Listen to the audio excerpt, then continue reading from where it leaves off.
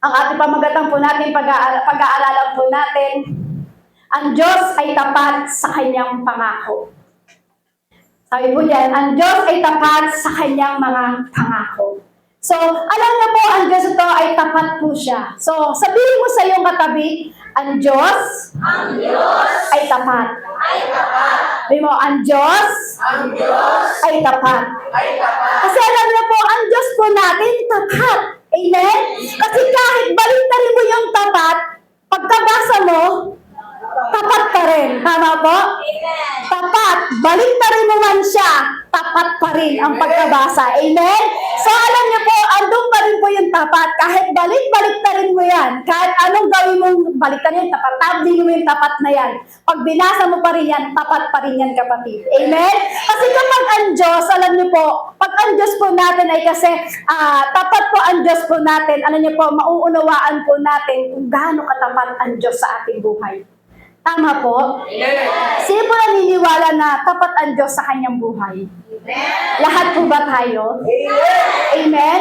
Kaya sabihin mo ulit sa iyong katabi mo, ang Diyos ay tapat.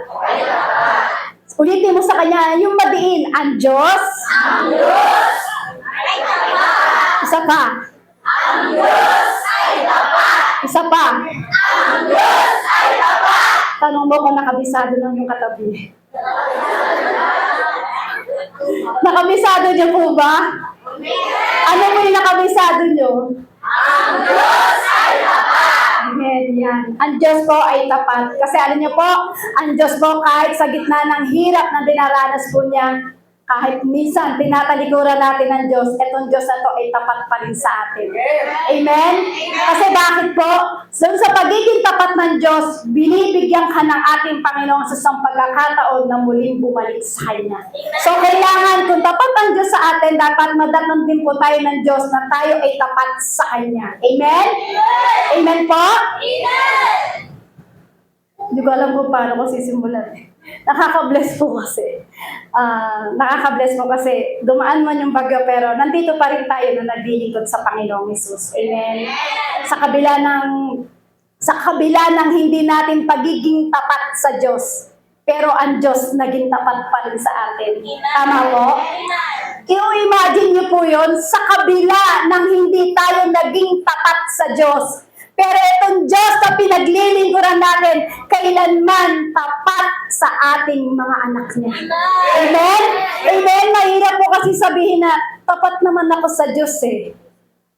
May magsasabi ba dito na, tapat naman ako sa Diyos, sister eh. Meron po ba magtataas ang kamay? Wala po, di ba? Tama po? Wala po, di ba? So, wala po makakapagsabi na, tapat naman ako sa Diyos, sister eh. Kasi minsan, meron tayong mga bagay na nagagawa na hindi nakalulugod sa Lord. Kaya di natin pwedeng sabihin na nakakaaya-aya naman yung ginagawa ko sa Lord. Hindi po. So marami tayong mga bagay na ginagawa na minsan hindi po talaga tayo nagiging tapat sa Panginoon. Pero sa kabila ng hindi natin pagiging tapat, kapatid, pagdating sa Panginoon, etong Diyos na ito nananatiling tapat pa rin sa atin. Uulitin ko po, sa kabila ng hindi tayo naging tapat sa Panginoon, pero itong Diyos na pinaglilingkuran natin, kapatid, walang iba kundi ang ating Panginoong Hesukristo na nanatiling tapat sa atin. Amen? Amen? Yung sa panahon na hindi mo iniisip yung Diyos, tapat pa rin siya sa iyo, kapatid. Amen? Amen? Yung sa panahon na gumagawa ka ng mali, tapat pa rin sa iyo yung Diyos, kapatid. Amen?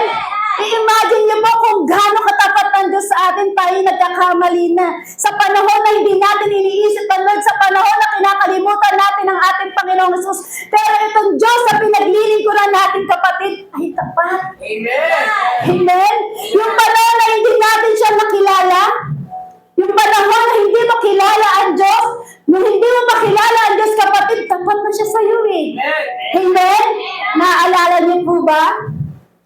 Natapat ang Diyos sa buhay niyo? Kaya sabi nga po, di ba, sabi ng mundo, life is not fair. Sabi po dyan. Life is not fair, sabi po dito. So, naisip niyo po ba yon na akala natin kapag maganda o matalino, minsan akala natin pag matalino maganda, ang galing-galing na, okay na siya. Kapag walang itsura, Walang-wala. Ganun pa ba yun? Yung parang, di ba, pag sabi nga, life is not fair. Sabi po dyan. So, ibig sabihin, naisip po ba natin na minsan, na kapag maganda ba, kapag matalino, akala natin ang galing-galing na nila. Sino magsasabi dito, pag matalino kayo, ang galing-galing mo na? Sino magsasabi na parang ang ganda-ganda mo na, talaga ang ganda ng mukha mo? Masasabi mo ba na ang galing-galing niya na? Wala po, di ba? Wala po yan sa itsura. Tama po? Sabi nila, kapag ang ganda, matalino, ang galing-galing. Pero kapag walang itsura, kamukha ni... ano bang kamukha ni? Betty La Fea. Kasi yung isa sabihin ko, para ang pangit pakinggan eh. Betty La Fea na lang, makapal lang yung kilay. Sino pa yung nakapanood dati yun? Ay, marami yan. So, di ba, akala nila pag ganun ang itsura, itsupera na. Tama po ba yun? Hindi po, di ba? Alam niyo pa, parang dito po sa mundo na ito. Kapag sinabi niya, ang galing niya mag-English, English siya, ang galing niya, fluent siya mag-English, ang talino na kaagad pagdating sa tao. Tama po? Di ba gano'n po yung iba? So, alam niyo po, kapag hindi marunong mag-English, parang, ang tawag doon, shortcut yung English. Ano ba tawag doon? May tawag doon eh. English karabaw, sabi nila. So, pag hindi marunong mag-English, sabi po nila, hindi na matalino. Pero pag magaling ka mag-English, matalino na daw po agad. So, saan po tayo kukuha ng karunungan? Walang iba kundi sa Diyos. Amen? Amen po. Alam niyo po, ganun din po yung standard alam niyo po yung standard po ng Biblia. Kahit hindi ka marunong, hindi ka matalino, wala kang kagandahan, pero wala namang nilikha ang Diyos na walang kagandahan eh. Lahat tayo ay magaganda. Amen?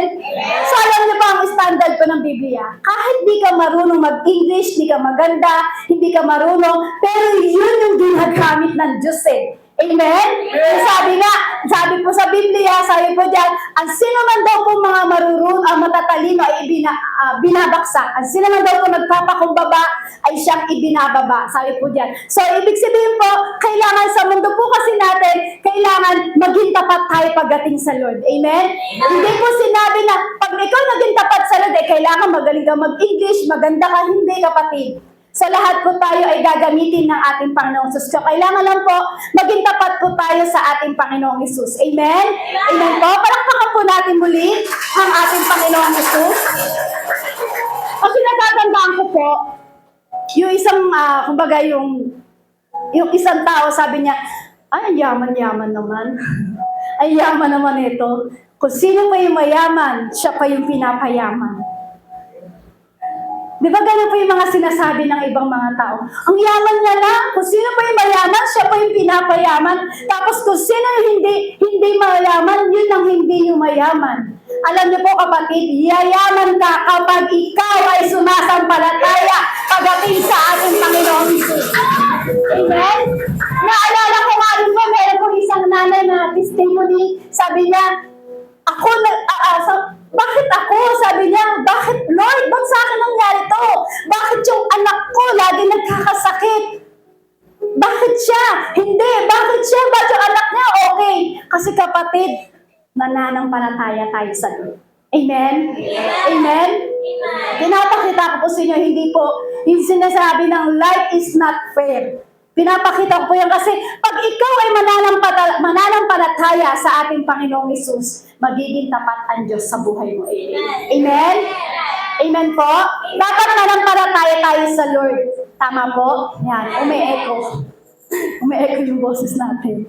Yan. Dapat po manampalataya sa Panginoon kasi kahit punong-puno ka ng problema kapatid, maging tapat ka pa rin sa ating Panginoong Jesucristo. Amen po? So kailangan tayo po ay maging tapat at ini-encourage tayo ng ating Panginoong Jesus. Sabi nga po dyan, life is not fair but God is always faithful. Tama po, sabi yan, life is not fair, but God is always faithful. Sabi nga po ng isang tao, kung sino pa daw po, yung parang sabi kayo, kung sino pa daw po yung mayaman, bakit yun yung mayaman? Sabi ko, sino pa hindi mananampalataya, pero bakit yun yung hindi nagkakasakit yung kanyang anak? Pero sabi po dyan, life is not fair, but God always faithful. Amen. Tapat ang Diyos sa ating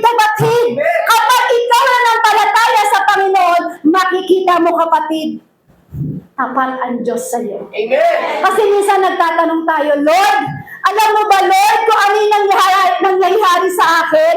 Lord, alam mo ba kung ano yung nangyayari sa akin? Alam mo ba, Lord, bakit ganito yung aking nararanasan? Natanong niyo ba minsan sa Lord yun? Ay, hindi po. Hindi kayo nagtanong. Ako lang po pala nagtanong yun. So, di ba minsan nagtatanong tayo, Lord, alam mo ba nangyayari sa akin, Lord? Alam mo ba, Lord, kung ano yung pinagdadaanan ko sa buhay? Lord, alam mo ba yun? Bakit ganun, Lord? Bakit ako, Lord?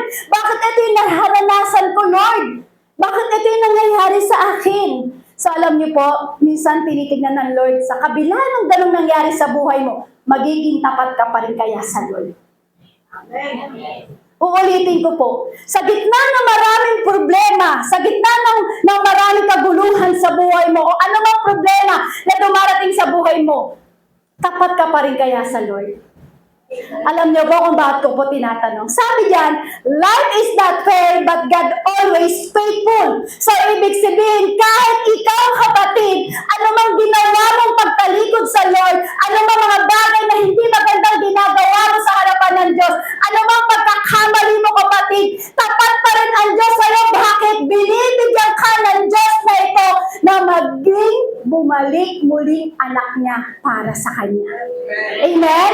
Binibigyan tayo ng Diyos ng pagkakataon para tayo po ay muling bumalik sa kasi ang Lord tapat sa atin eh. Amen?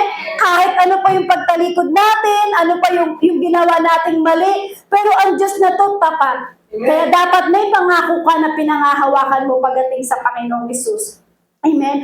Hindi yung nagagalit tayo sa Lord. Dapat maunawaan natin na life is not fair. Amen? Akala po kasi minsan, pag hindi tayo, parang hindi tayo iniintindi, ay may iba pinapaboran. Hindi, lahat tayo ay mahal ng Diyos.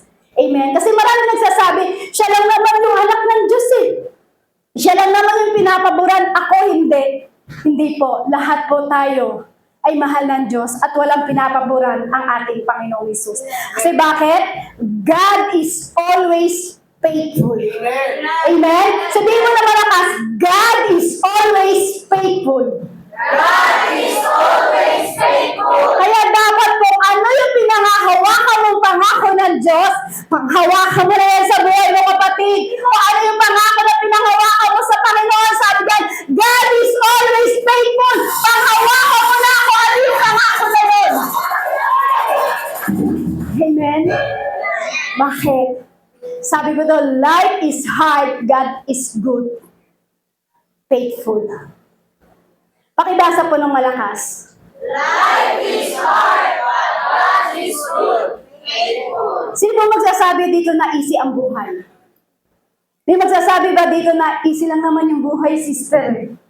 Kakain kami ng ganitong oras. Sino po magsasabi ng gano'n na easy ang buhay? Wala po, di ba? Amen? Wala naman po kasi magsasabi na easy yung buhay eh. Kasi pag may nagsabi na easy yung buhay, mapapasana all ako. Sana all. Sino po magsasabi na may easy ang buhay? Wala po, di ba? Kasi kung magsabi na easy ang buhay, mapapasana all ako. Di sila tumawa. Paano kaya magkatawa? Sana all. Okay. Kasi alam niyo po, hindi easy ang buhay. Tama po?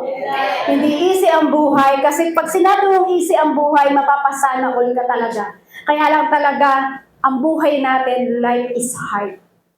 Amen? Pero don't forget mga kapatid, huwag kayong mag-alala, God is good. Amen? Kasi di mo sa katabi mo, God is good. God is good. Naalala niyo po yung kasabihan na God is good? All the time? God is good. Naalala niyo po yun? Ba't parang God is good all the time? All the time, God is good. Parang hindi naging good sa inyo ang Diyos ah. Naalala niyo pag sinabing, God is good? All the time. All the time? God is good. Papalitan natin yan, kapatid. Kapag sinabi natin na God is good, sabihin mo, grabe.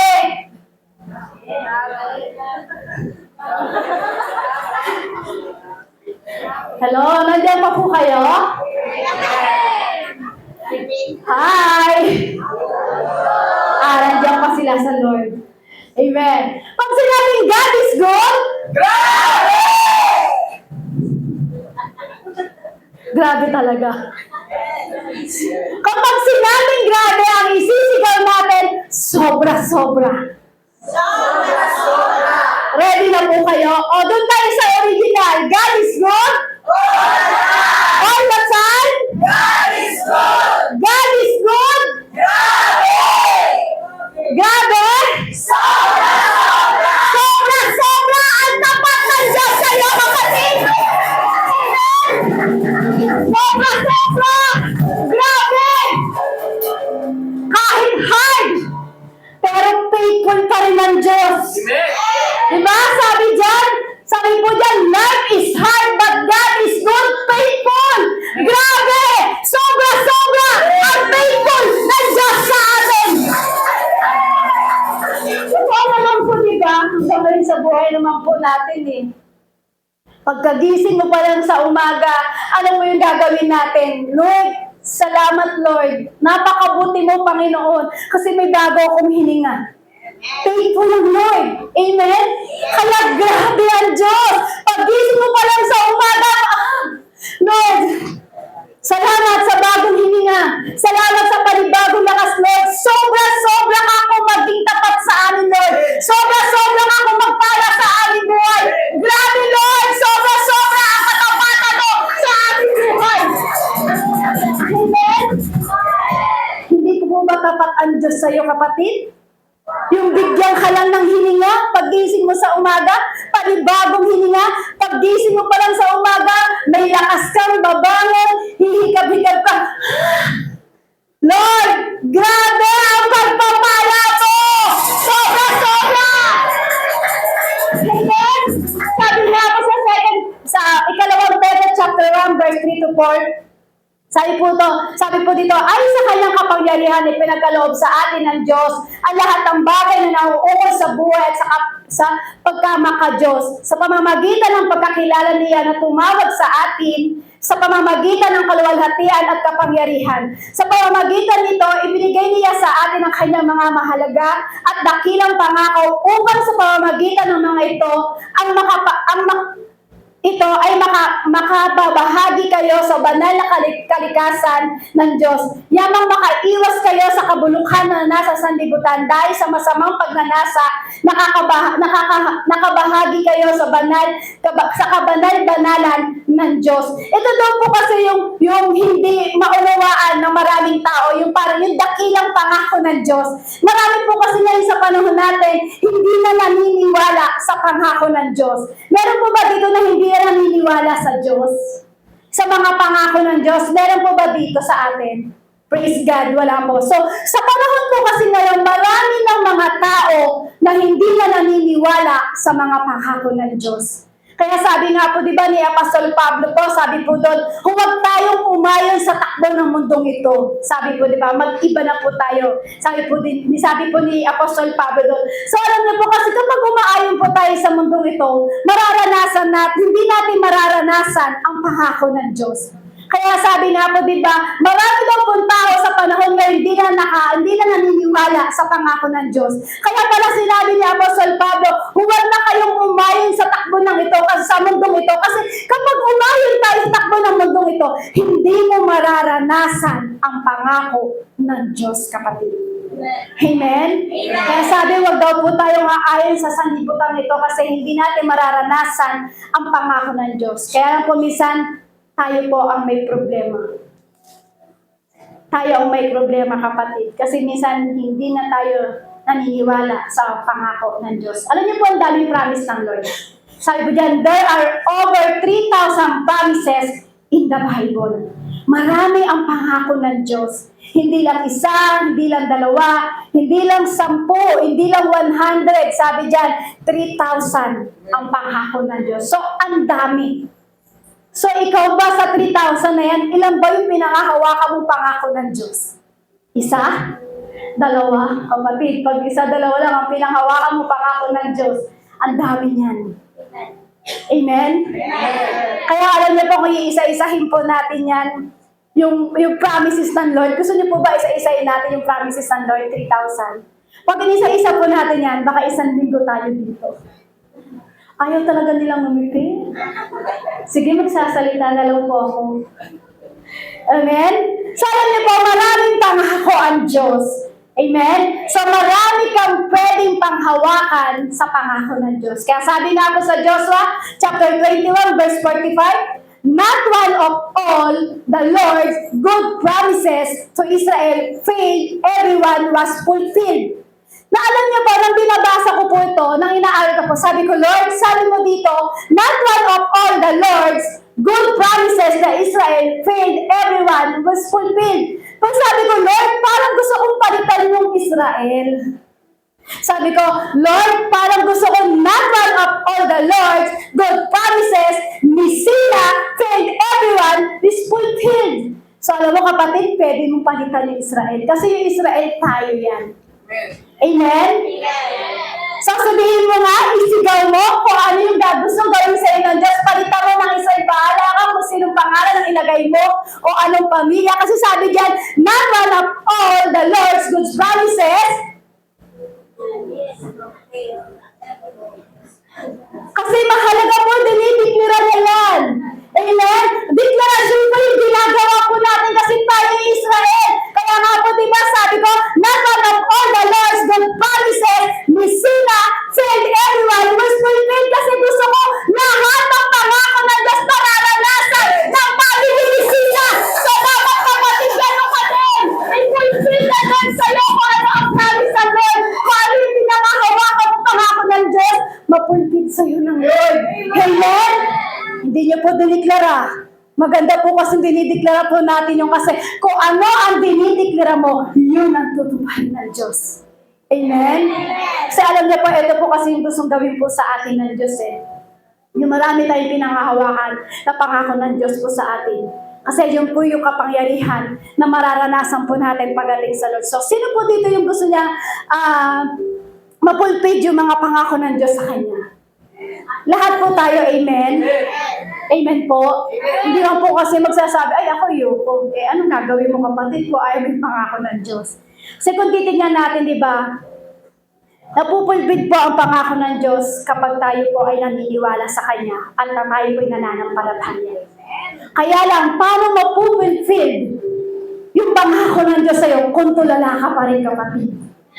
Paano mapupulfilled ang pangako ng Diyos sa'yo, yung promise ng Diyos sa'yo, kung tulog ka pa rin? Paano mapupulfilled yung pangako ng Diyos sa'yo, tulala ka pa rin kapatid? Paano mangyayari ang pangako ng Diyos sa'yo kapatid?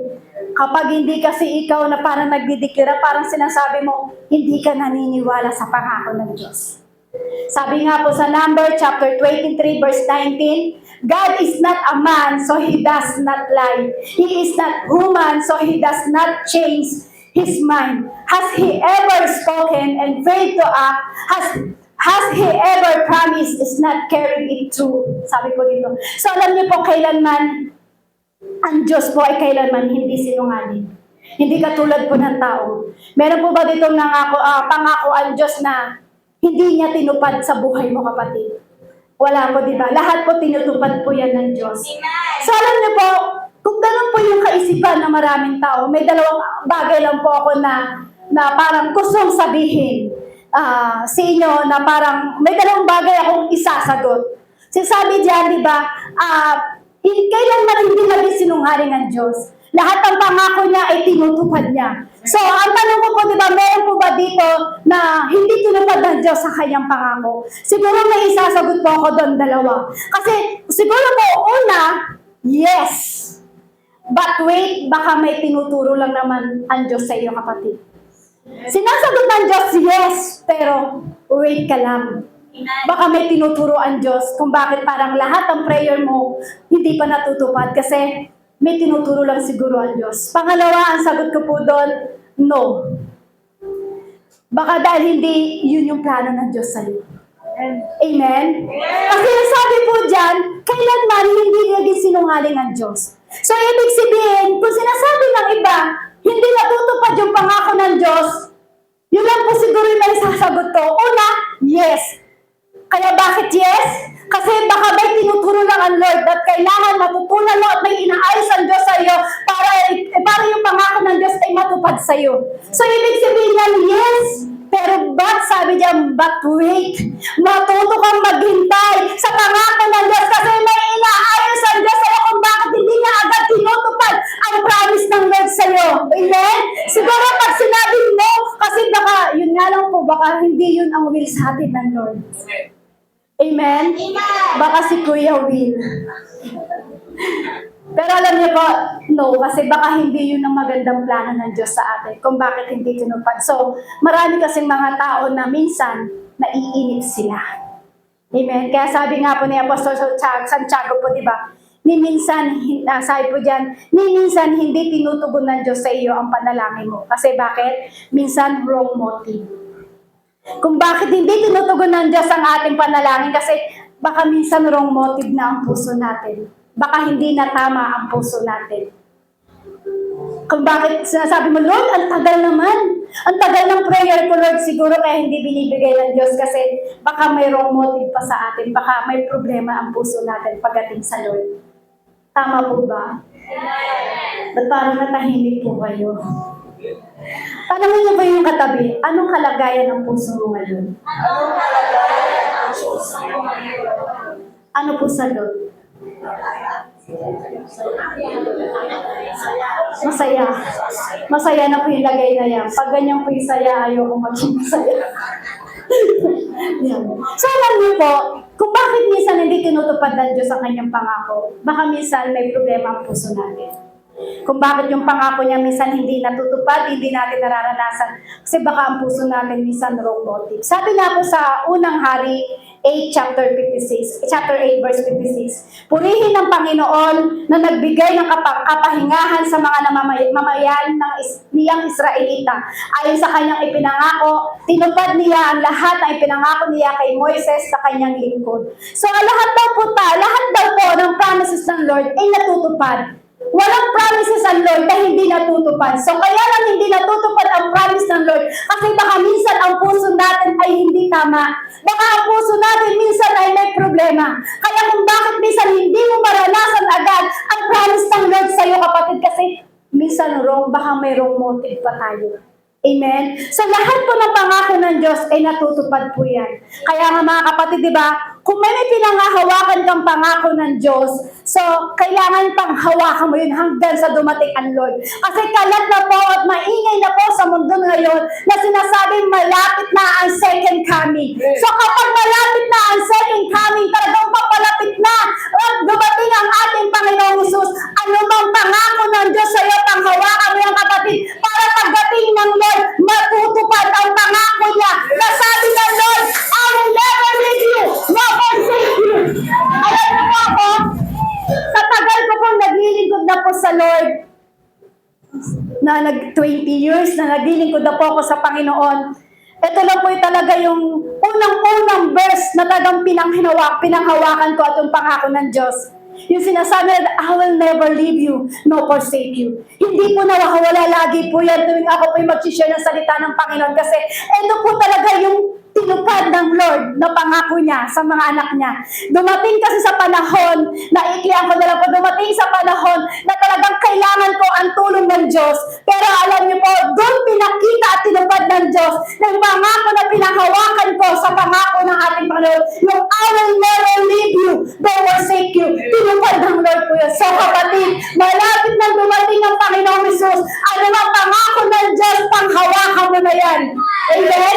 Para at least tayo po ay madatan ng Diyos na may pangako na pinanghahawakan natin sa Kanya. Sabi ko dyan, let us hold as unwavering to the hope we profess, for he who promised is faithful. Sabi ko sa Hebreo chapter 10 verse 23. Kasi ang Diyos daw po, nangangako sa atin, kaya ang Diyos ay tapat sa atin. Kasi may pangako ang Diyos sa atin.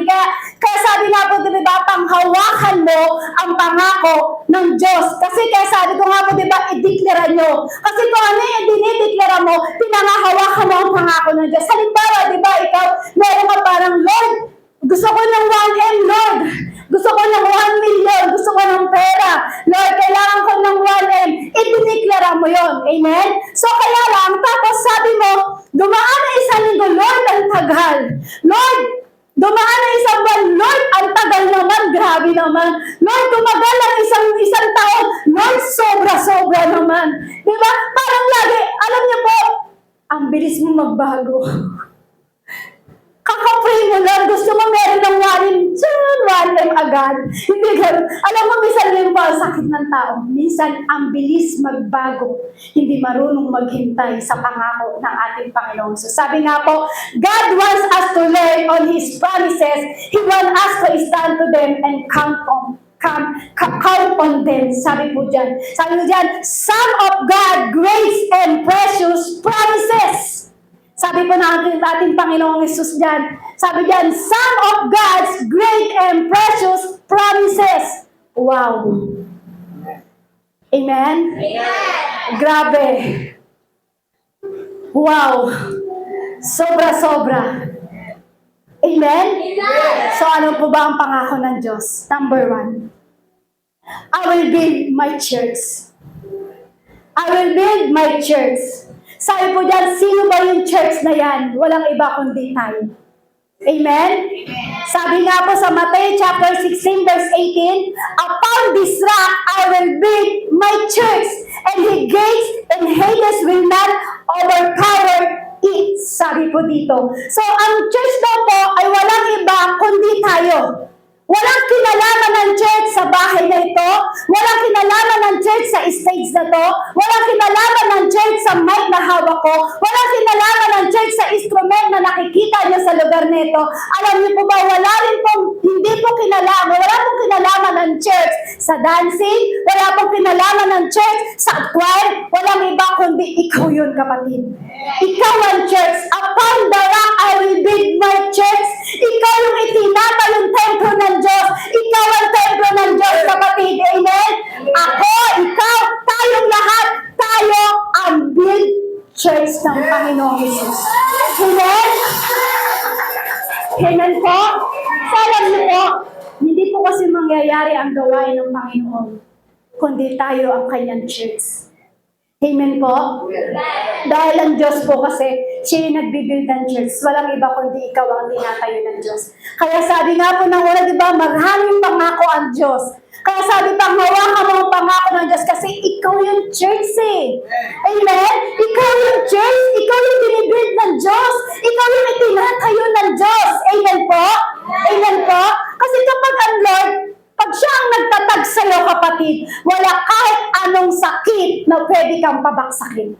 Tama po ba?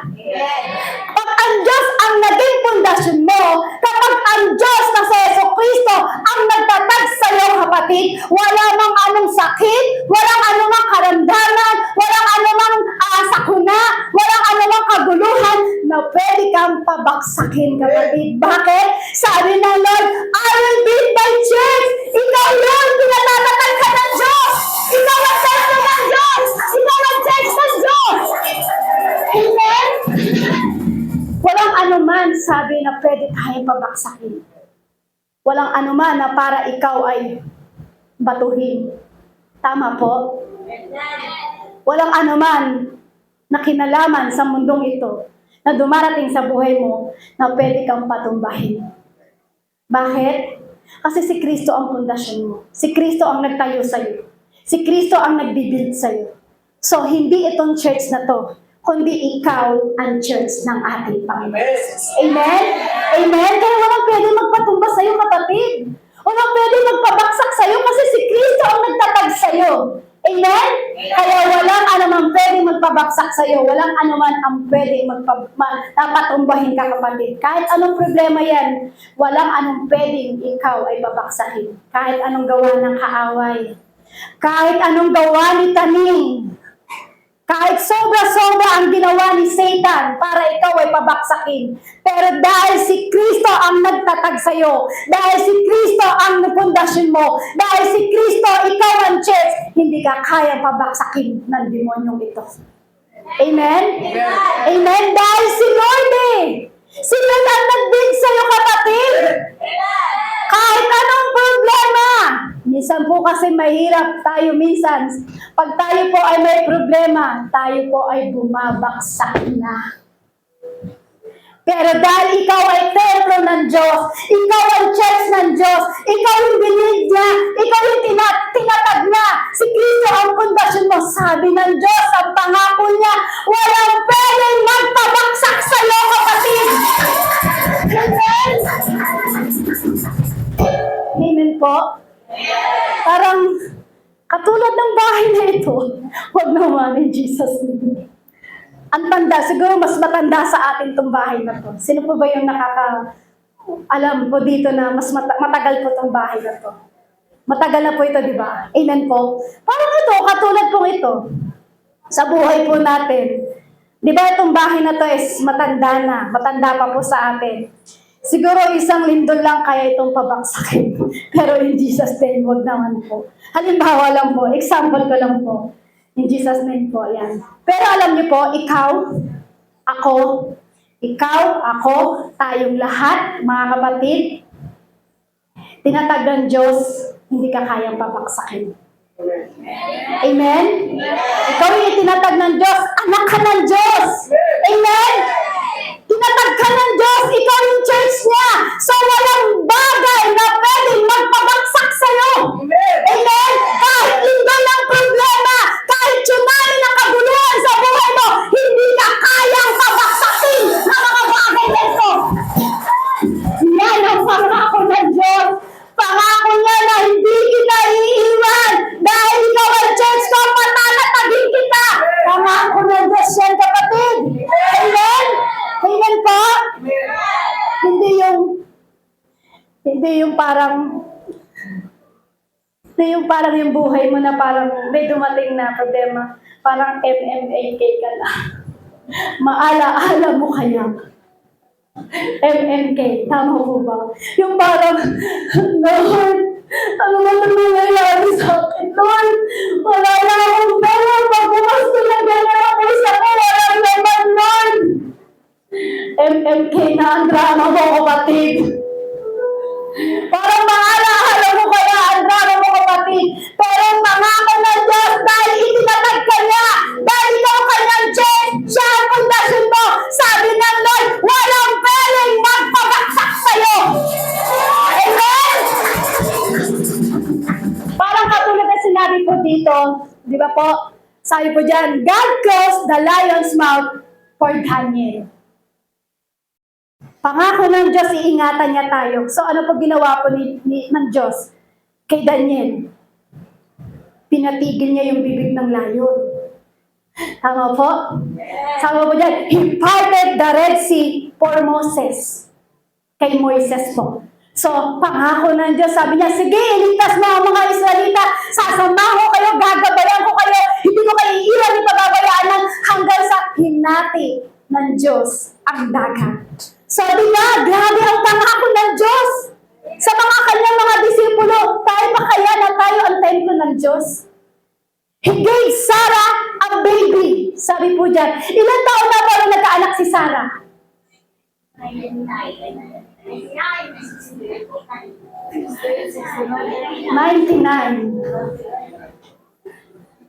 Di ba po? Sabi po kay Sarah po, di ba, ikaw ay magkakaanak. Pero itong si Sarah, natawa siya kasi sabi niya, Lord, sa tanda ko ito, Lord, magkakaanak pa ba ako? Pero dahil pangako ng Diyos, matutupad. Tignan niyo po, sa 19 years old si Sarah, siya ay nagka-baby. He raised Lazarus from the dead. Itong si Lazarus, nasa libigan na siya. Ito po yung kaibigan ni Jesus, pinakamatalik niyang kaibigan, si Lazarus. Dahil pangako ng Diyos na hindi niya iiwan tong kaibigan niya. Ano sabi po ni Jesus po doon? Lazarus, lumabas ka dyan at bumangon ka. Ano po nangyari? Nabuhay si Lazarus. So maraming pangako ang Diyos na natutupad. Ano man hinaharap mo sa buhay mo, kapatid, ano man yung mga bagay na nangyayari sa buhay mo, kailanman matutupad yan kapag nagtiwala ka na ng palataya ka kay Kristo. Amen? Amen? Hindi yun, wala ka na yata may nakakaintindi. Parang sinasabi, Lord, wala na yata nang nakakaintindi sa akin, Lord. Lord, ano ba itong nangyayari sa akin? Lord, wala na yata nakakaintindi. Pero ang Diyos, tinatag ka, naiintindihan ka ng Lord. Walang mahirap pagdating sa Diyos. Amen? Ang bawat pangako ng Diyos, lagi po nahiyan po sa atin. So alam niyo po, ang Diyos po, kailanman, ang kanyang pangako ay matutupad. Pero ang sabi ng Diyos, para matupad lang po ang kanyang pangako, kailangan po manampalataya ka. Kasi hindi mo mararanasan ang pangako ng Diyos kung hindi ka mananampalataya sa Lord. So alam niyo po ang promise ng Lord, build my church. Ikaw yun, kapatid. Pinapatatag ka. Siya yung pundasyon mo. Pangako ng Diyos yan. Hindi ka niya iiwan, ni pababayaan man. Uulitin ko po sa inyo, ang pangako ng Diyos, I will build my church. Ikaw yun. Kung ano man dumating na pinagdaanan mo sa mundong ito, o itong panahon na ito ng bagyo, ano man mga problema na dumating sa'yo, may nagpabaksak ba? Baha ka lang, anak kami ng Diyos. Bagyo ka lang, pero makapangyarihan ng Diyos na aming pinaglilingkuran. Amen? Walang magagawa ang baha. Bakit? Pinatatatag ka ng Diyos. Amen? May nabaha po ba dito? Wala po. Praise God! Palagpakan po natin ang ating Panginoon Jesus! Hallelujah! Kasi pag nanonood po kami ng balita po, kaya sa Facebook, pinapakita po talaga yung kalasyaw. Sabi ko, Lord, ingatan mo ang lugar ng kalasyaw. Nagpipray po kami doon, meron po kami intercessory. Sabi namin, Lord, ingatan mo ang kalasyaw, maging Lord yung mga kasama namin, mga kapatiran doon. Pinagpipray po talaga namin kayo dito, Lord. Sabi ko, Lord, pag-pray na. Sabi ko, Lord, Lord, ingatan mo ang mga kapatid na ito, Lord. Nagpray po kami doon, sama-sama po kami nagpray. Sabi namin, Lord, ingatan mo ang aming mga kapatid na nananampalataya sa lugar na yun. Sabi namin, ingatan mo sila, Lord. Huwag mong hayaan na tumaas at tumaas ang baha. Pero praise God, ang balita ko lang, ilabas lang ng bahay niyo, pero yung bahay niyo, hindi. Praise God. Ang pangako ng Diyos, di ka naiiwan, di mababayaan na. Amen? Pangalawa, sabi po yan, ang pangako ng Diyos, I will be with you. Sabi po dito ng ating Panginoon. Sabi nga po sa Josue, chapter 1, verse 5, walang makagagapi sa inyo habang ikaw ay nabubuhay. Sasamahan kita, gaya ng patnubay ko kay Moises, hindi kita iiwan ni pababayaan man. Yung mga pangako ng Lord, hindi lamang para kay Moises, maging para sa iyo yun, kapatid. Amen? Hindi lang yung pangako ng Diyos, hindi para kay Moises at para kay Joshua lang, para sa atin lahat yun, kapatid. Amen po? Maging sa atin ang pangako ng Diyos, hindi kita pababayaan. Kung sinabi ng Diyos ni Yahweh kay Moises po yun, hindi kita pababayaan. So yun din po ang sinasabi ng Diyos sa atin. Sabi niya, hindi kita pababayaan. Sabi nga po, I will be with you. Amen. Hindi kita iiwan, ni pababayaan man. Amen? Ang pangako ng Diyos sa atin, tandaan mo lagi, kapatid, ang pangako ng Diyos po sa atin, lagi natin kasama ang Lord. Sino naniniwala na kasama niya lagi ang Lord? Amen? Amen? Kasi kung titignan po natin sa panahon po ng COVID, di ba marami pong namatay? Tama po ba? Sabi niyo, sister, nakamove na kami sa COVID, binalik mo na naman yung COVID. Naalala ko lang po kasi kung gano'n tayo iningatan ng Diyos, yung time sa COVID na yun. So, di ba tapat po ang Diyos sa atin? Hanggang ngayon, buhay pa tayo. Amen? Hanggang ngayon, may hininga ka pa. Ang daming namatay ng COVID, pero hanggang ngayon, eto pa rin tayo malakas. Bakit? I build my church. Ikaw yung church. At sabi ng Diyos, I will be with you. Sabi nga po sa Mateo chapter 28, verse 20, turuan ninyo silang sumunod sa lahat ng inuutos ko sa inyo. Tandaan ninyo na ako'y laging kasama ninyo hanggang sa katapusan ng panahon. So, ang ano po ba tinuturo sa atin ng Lord? Para daw po makuha natin o maranasan ang pangako ng Diyos, kailangan daw matuto tayong sumunod sa ating Panginoong Jesus. Amen? Sabi po dyan, di ba, turuan nyo silang sumunod sa lahat ng inuutos ko sa inyo. Tandaan ninyo, ako'y laging kasama ninyo hanggang sa katapusan ng panahon. So, ibig sabihin, malapit na dumating ng Lord. Kapag tayo pala ay sumusunod sa inuutos ng Diyos, sabi ni Yahweh, tandaan niya, tandaan niyo, ako'y lagi niyong kasama hanggang katapusan. Lord, hanggang sa pagdating mo, hanggang sa second coming, Lord, kasama mo kami at susunod kami sa iyo, Lord. Amen? Kasi yun ang kailangan natin eh. I will be with you. Yun ang pangako ng Diyos. Amen? Amen po. Pangatlo, sabi po dyan, I will strengthen you. Sabi po dyan ng ating Panginoon. So sabi po sa Isaiah chapter 41 verse 10, ako'y sa inyo, huwag kang matakot. Ako ang inyong Diyos, hindi ka dapat mangamba. Palalakasin kita at tutulungan, iingatan at ililigtas. Wow, grabe ang promise ng Lord. Amen? Sabi niya, ako'y sa inyo. Alam niya po yung makatwirang kamay ng Lord? Yung makatwirang kamay ng Diyos? Yung lagi kang sasamahan? Ay, sobra-sobra ang pagpapala na ibinibigay ng Diyos sa atin. Yung makatwirang ng kamay, yung wala kang dapat ikatakot. Tama po ba? Kasi sabi ng Diyos, wala kang dapat ikatakot, palalakasin kita, iingatan kita. Grabe ang pangako ng Diyos sa atin. Amen? So, sino po dito yung nanghihina sa mga problema? Meron po ba dito nanghihina sa problema? Wala po. Sino po dito yung parang nanghihina sa mga problema sa pamilya? Wala po. Sino po dito yung nang problema at nanghihina sa pinansyal? Ay, marami yan. Walang problema sa pamilya, hindi nanghina. Walang problema sa mga sa asawa. So, sino po ba dito walang problema sa asawa? Okay po, alam ko na po yan, wala na po kayong asawa. Tanda ko na po yan, naalala ko na po yan. Tinandaan talaga. Tinandaan talaga. So, sino po dito ulit yung nanghihina about sa financial? Ay, wala. Mayaman po kayo. Mayayaman po kayo. Sabi niya, hindi po kayo problema sa financial. Sino po dito yung nanghihina sa karamdaman? Wala rin po. Ay, praise God, sister. Palakasin po kayo ng ating Panginoong Jesus. Amen?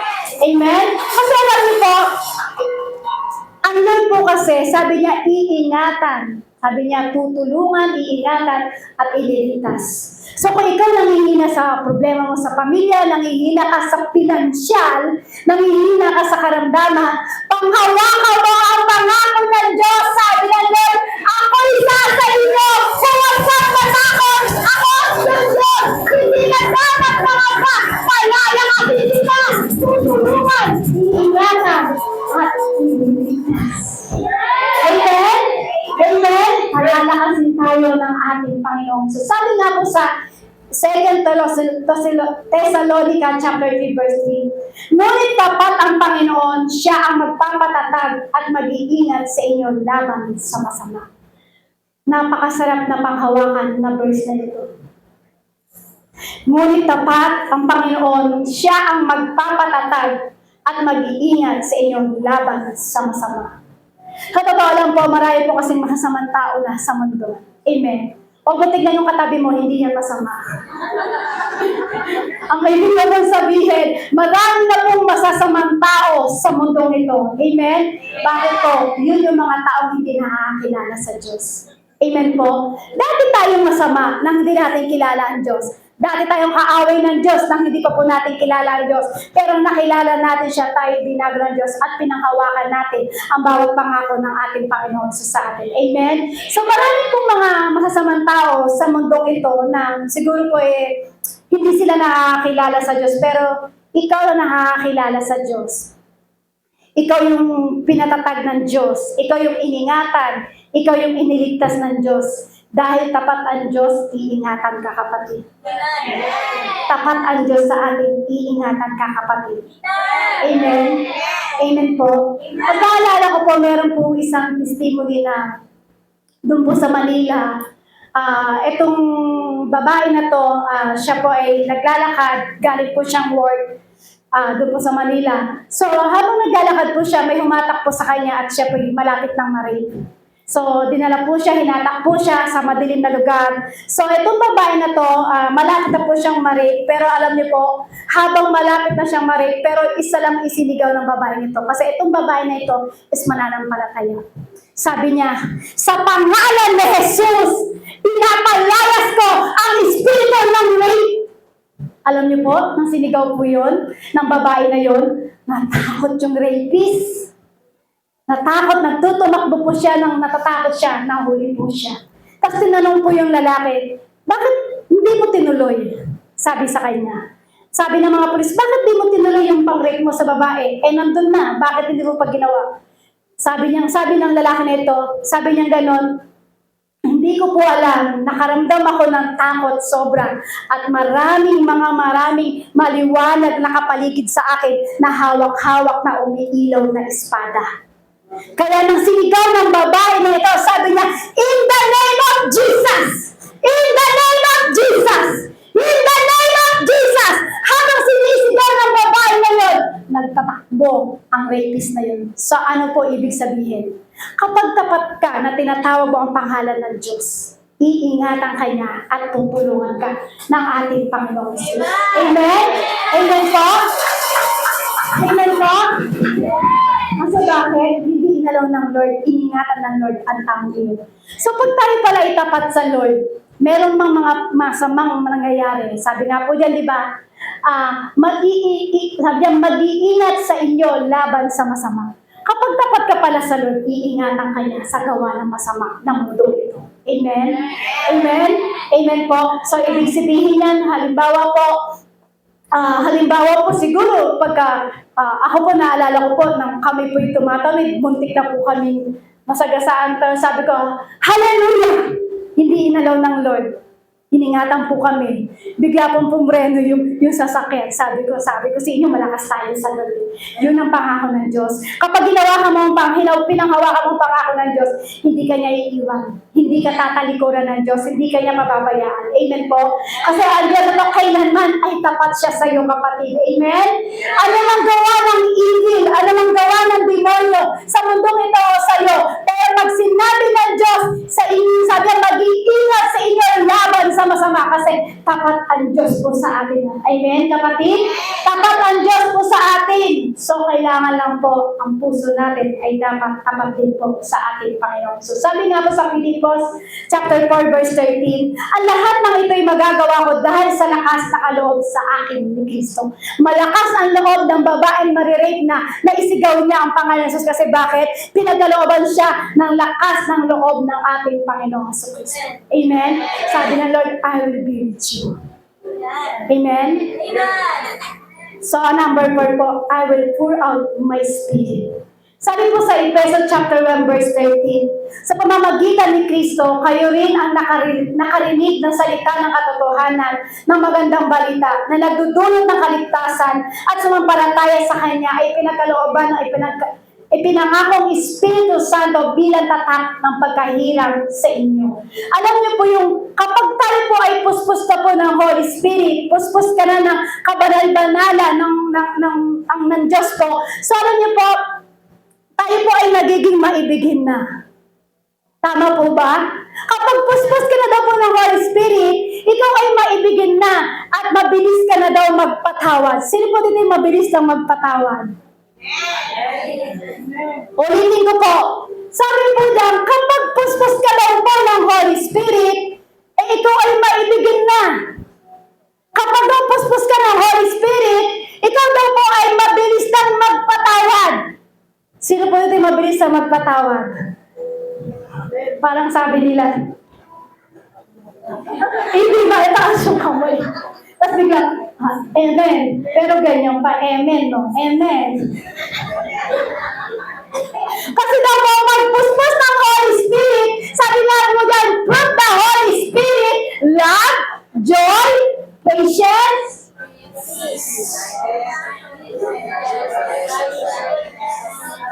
wala na, halo-halo na.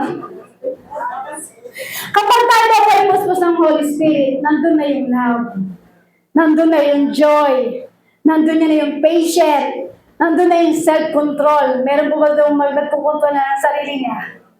O mabilis ka pa rin, wala namang bigas! Ano ba ang buhay to? Nagagalit ka na. So, ibig sabihin, hindi pala tayo puspos ng Holy Spirit. Parang pinatamaan ko yung sarili ko. Kasi sabi, pag puspos ka ng Holy Spirit, nandyan na yung love, nandyan na yung joy, nandyan na yung patience, nandyan na yung self-control, nandyan na yung kindness. Maraming fruit of the Holy Spirit na dapat na nasa atin. Kasi pag puspos ka ng Holy Spirit, nandun na yung kagalakan. Nagagalak po ba kayo dahil marami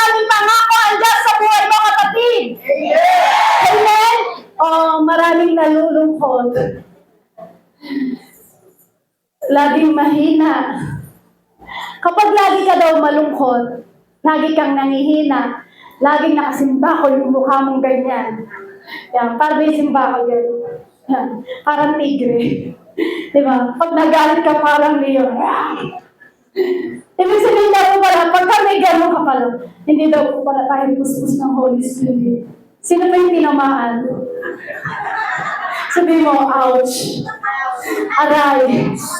Kasi kapag puspos daw ng Holy Spirit, nandyan yung joy, nandyan yung peace, nandyan yung kindness, nandyan yung patience, nandyan yung lahat.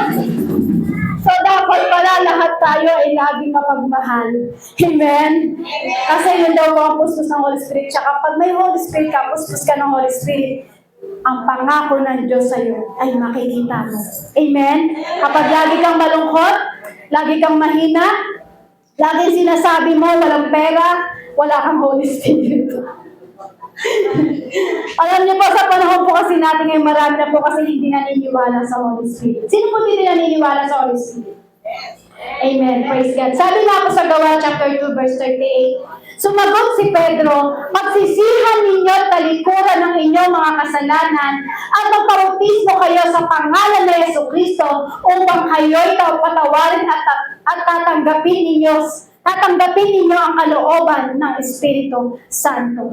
So sabi po dyan, tayo daw po ay pagsisihan na natin talikuran ng ating mga kasalanan at tayo daw po ay magpabautismo sa pangalan ng ating Panginoon Jesucristo para tayo daw po ay patawarin at tanggapin natin ang kaloob ng Espiritu Santo. Doon mo makukuha at mararanasan ang promise ng Lord. Kapag tayo po ay pinagsisihan na natin at tinalikuran na po natin ang ating mga kasalanan. Sabi nga po sa unang Corinto chapter 11 verse 23-24, sapagkat, sabi po diyan, doon po tayo sa, nawala po.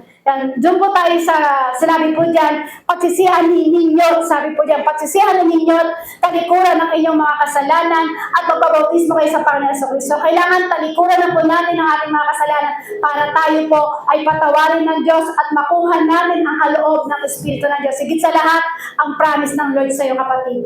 Kailangan makuha po natin yan pag tayo po ay nagsisi at tayo po ay may Holy Spirit na sa buhay po natin. Makikita mo, nandyan yung joy na, nandyan yung peace, nandyan yung love, nandyan yung self-control. Di mo masasabi na wala namang pangako ang Diyos. Kapag tayo po ay nandyan na ang kaloob ng Espiritu sa atin, makikita mo ang pangako ng Diyos sa buhay mo, kapatid. Tayo po tumayo at ihanda po natin ang ating mga sarili para po sa ating pagsasalusaluhan po sa ating buhay.